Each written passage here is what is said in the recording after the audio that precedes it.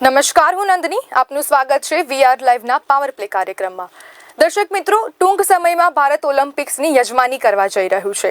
ત્યારે આપણા રાજ્યમાં આપણા જે મુખ્યમંત્રી છે તે રમતવીરોને પ્રોત્સાહન આપવા માટે નવી નવી યોજનાઓ લાગુ કરતા હોય છે. ત્યારે આપણા વડાપ્રધાન પણ જે છે આપણા વડાપ્રધાન પર જે રમતવીરોને પ્રોત્સાહન આપતા હોય છે તેમના માટે નવી નવી યોજનાઓ લાગુ કરતા હોય છે.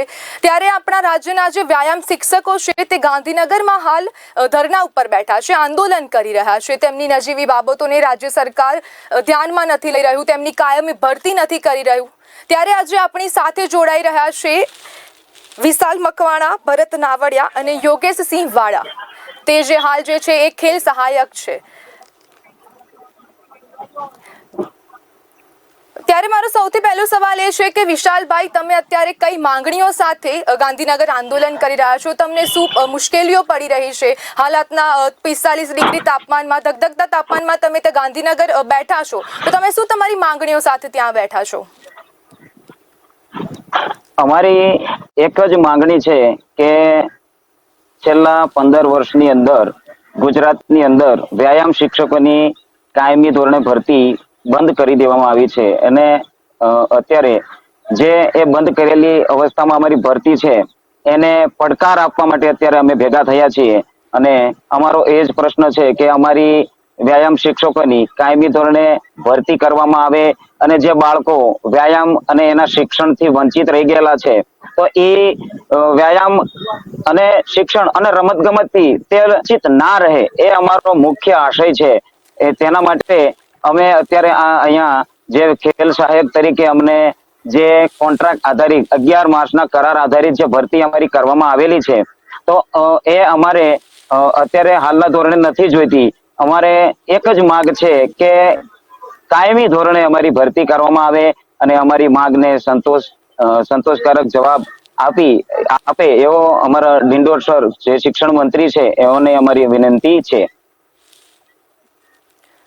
વિશાલભાઈ, ત્યારે મારો સવાલ તમને એ છે કે જે કરાર આધારિત તમારી ભરતી કરવામાં આવે છે તે કેટલા સમય માટે હોય છે ને એમાં તમારે શું શું કામ કરવા પડે છે? શાળાઓમાં તમારે ખાલી બાળકોને જે વ્યાયામ છે તે ભણાવવા માટે તમે ત્યાં જઈ રહ્યા છો, કાં તો તમને બીજા કોઈ કામ પણ બીજા કોઈ વિષયના જે વિષયો છે તે ભણાવવા માટે ત્યાંથી તમને કંઈક કહેવામાં આવે છે? હવે શારીરિક શિક્ષણનો વિષય જે ફરજિયાત કરવામાં આવેલ નથી, અત્યારે તે વિષયને વિષય પણ ગણવામાં આવે છે.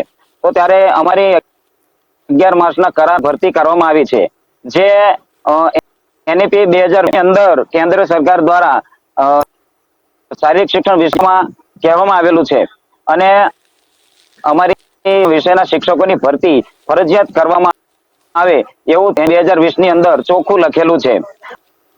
તો આપણા ગુજરાતની સરકારે એવું ગતકડું કાઢેલું 11 માસના કરાર આધારિત ભરતી કરી અને પ્રાથમિક શિક્ષકોને ભરવામાં આવ્યા છે કે જેથી કરી અને ઉપરથી પ્રશ્ન કરે અથવા તો જે જવાબ માંગે તો એઓને હા અમારા ગુજરાતની અંદર પણ વ્યાયામ શિક્ષકોની ભરતી છે અને વ્યાયામ શિક્ષક તરીકે કાર્ય કરી શકો તો તેના ખાલી ઓન ચોપડે તે દરેક અમારી જે ભરતી છે એ કરવામાં આવી છે અને 11 કરાર જોઈએ તો એ કરારની અંદર વેકેશનનો પગાર અમને આપવામાં આવતો નથી અને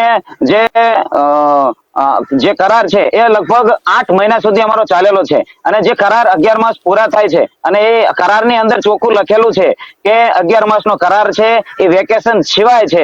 વેકેશન સિવાય તમારો 11 માસ ગણવામાં આવે પણ એની પણ ચોખે ચોખી જે રજૂઆત છે એ કરવામાં આવેલી નથી અને નીચેના લેવલે કોઈ જાણ કરવામાં આવેલી નથી અને દરેક જિલ્લાઓની અંદર અલગ અલગ તારીખે જે વ્યાયામ શિક્ષકો છે જે કરાર એમનો પૂરો કરી દેવામાં આવ્યો છે અને છૂટા કરી દેવામાં આવ્યા છે એટલે લગભગ બધા વ્યાયામ શિક્ષકોનો 8 મહિનાનો કરાર જે છે એ થયેલો છે અને એનો પગાર એમને ચૂકવવામાં આવ્યો છે અને ઉપરથી કોઈ ચોખવટ ભરેલી માહિતી આપવામાં આવેલી નથી. અને વિષયનું તમે કીધું છે કે જુદા જુદા વિષયનું પણ તમને સોંપવામાં આવે છે તો હા, જુદા જુદા વિષયનું પણ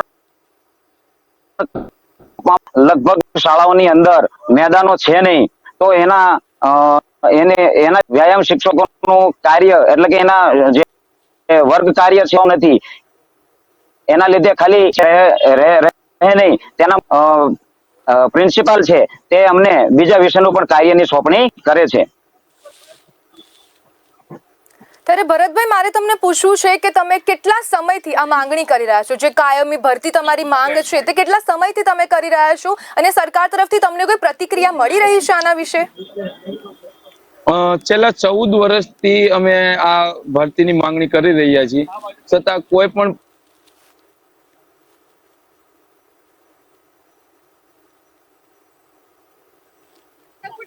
હેલો, અવાજ આવે છે તમને મારો?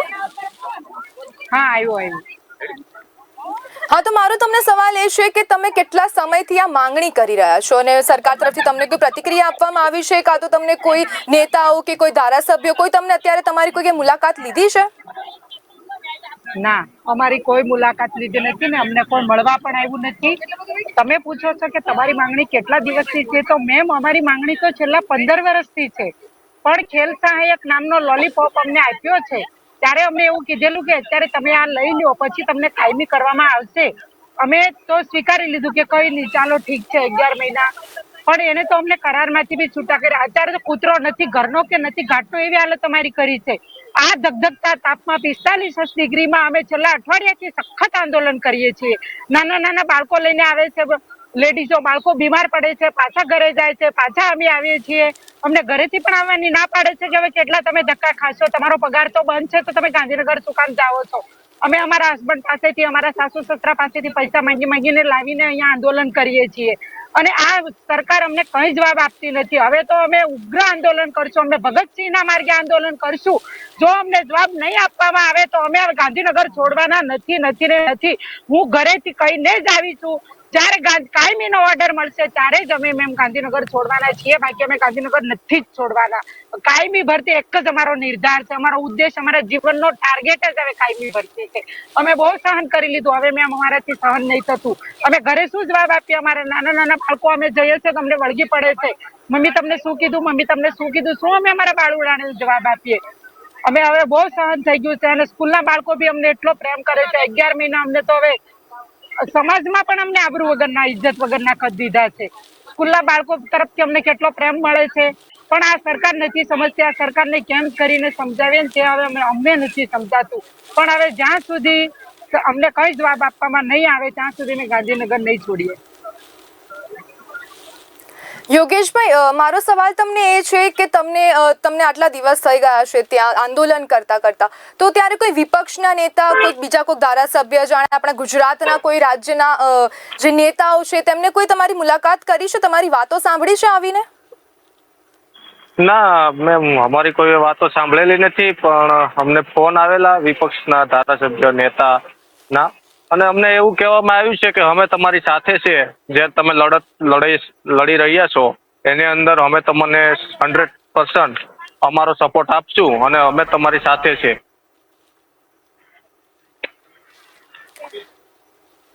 વિશાલભાઈ, હું તમને એમ પૂછવા માંગીશ કે તમારી પર સરકારે કાં તો પોલીસ દ્વારા કોઈ દબાણ, કાં તો કંઈક અટકાયત કરવામાં આવી છે?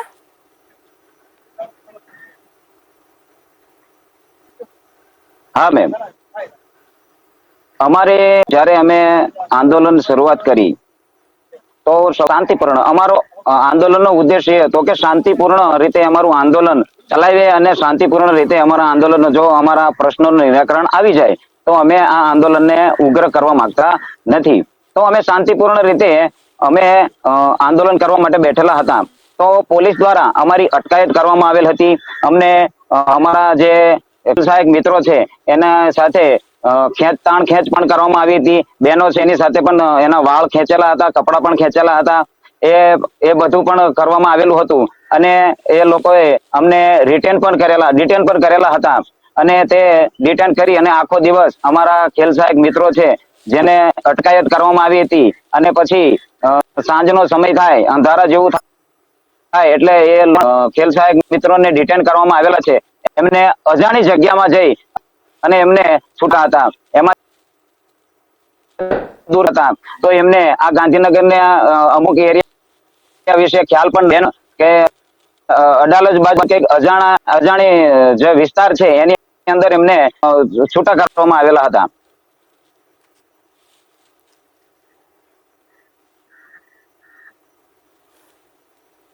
જી બેન, મારો સવાલ તમને છે કે તમારી જે આ કરાર આધારિત ભરતી છે તેમાં તમારી જે પગાર પ્રોસેસ શું હોય છે, તેમાં તમને કેવી રીતના પગાર ચૂકવવામાં આવે છે, કાં તો તમને 1 વર્ષનો પગાર ચૂકવવામાં આવે છે, કાં તો તમે જેટલા સમય કામ કરી રહ્યા છો તેટલા સમયનો પગાર ચૂકવવામાં આવી રહ્યો છે?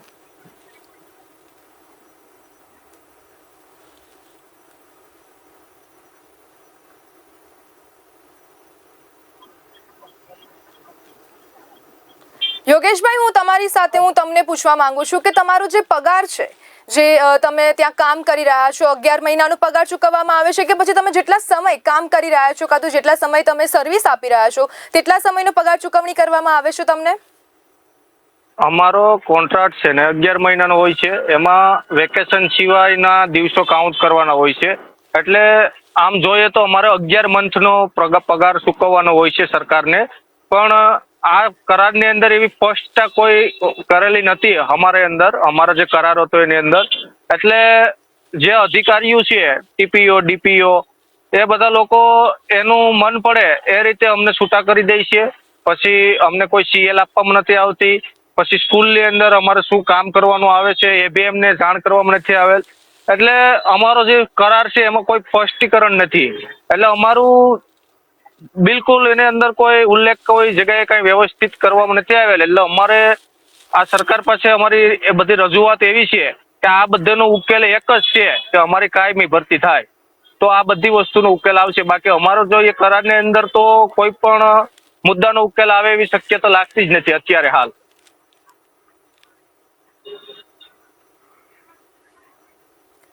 વિશાલભાઈ, હું તમને એમ પૂછવા માંગીશ કે તમારી જે માંગો છે, તમે જેના માટે તમે આંદોલન કરી રહ્યા છો, વિરોધ કરી રહ્યા છો, તો તેનાથી તમને શું ફાયદો થશે? અને સાથે સાથે તમારે જે આંદોલનથી બાળકોને કોઈ ફાયદો થઈ શકે છે આનાથી? બાળકોની અંદર જે અત્યારે તમે જોઈ શકો છેલ્લા 15 વર્ષથી પ્રાથમિક શાળાની અંદર એની ભરતી કરવામાં આવતી નથી. અને અત્યારે 15 વર્ષ 11 માસના કરાર આધારિત જે ખેલ સહાયકો કામ કરી રહ્યા છે, એ દરેક ખેલ સહાયક જે શાળાની અંદર કામ કરી રહ્યા છે તે શાળાના પ્રિન્સિપાલનો રિપોર્ટ પણ મગાવ્યો. એની અંદર એમની કામગીરી અને જે બાળકો સાથે જે સૌથી વધારે સંપર્ક હોય છે, બીજા વિષયના જે ચાહના હોય છે, એ તમે જોઈ શકો છો અને એ ચર્ચા કરી શકો છો.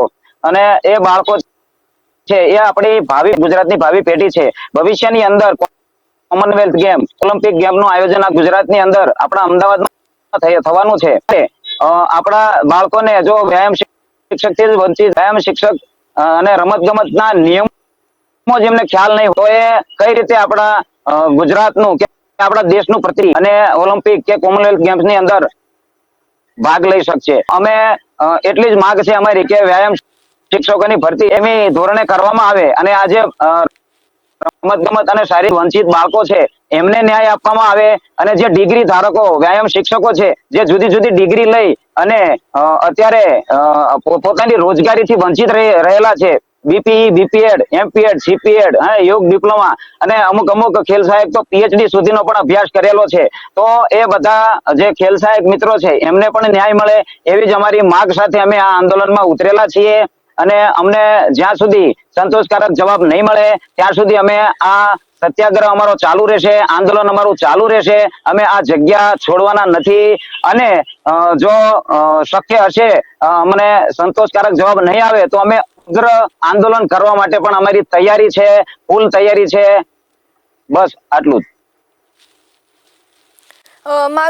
સંગીતાબેન, મારો પ્રશ્ન તમને એવો છે કે અત્યારે જે ગુજરાત સરકાર છે એ બાળકોના માટે જે રમતગમત ક્ષેત્ર છે એ ઘણી પ્રગતિ કરી રહ્યું છે, નવી નવી યોજનાઓ આપી રહ્યું છે. પણ એમાં કંઈક એવું છે કે જ્યારે બાળકોની રમતગમતમાં જે આગળ આવવા માટે પ્રયત્નો છે તેની સાથે સાથે વ્યાયામ શિક્ષકોને સાથે લઈને ચાલવું એક મહત્વનું પગલું છે. ત્યારે તમને શું લાગે છે કે સરકાર જે કાયમી ભરતી નથી કરી રહી તેનાથી એનો જે વિરોધ પાસો શું હશે?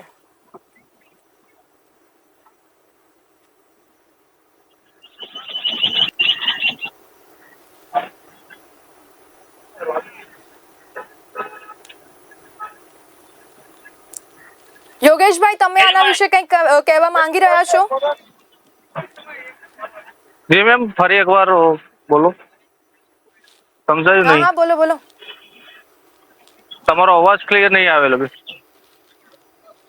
સંગીતાબેન, હું તમને વાત કરું છું કે ધારો કે તમે જે અત્યારે ગુજરાત સરકાર જે છે અત્યારે ખેલ મહાકુંભમાં જે ખેલ મહાકુંભ યોજાતો હોય છે, જ્યારે યુવાનોને આગળ લાવવા માટે તે જે નવી નવી યોજનાઓ આપતા હોય છે, તો તેની સાથે સાથે વ્યાયામ શિક્ષકોને પણ સાથે લઈને ચાલવું એક ખૂબ મહત્વનું પગલું છે.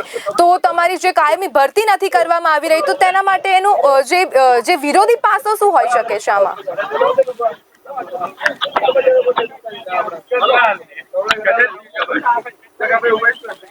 યોગેશભાઈ, હું તમને સવાલ પૂછી રહ્યો છું કે હા, શું તમારે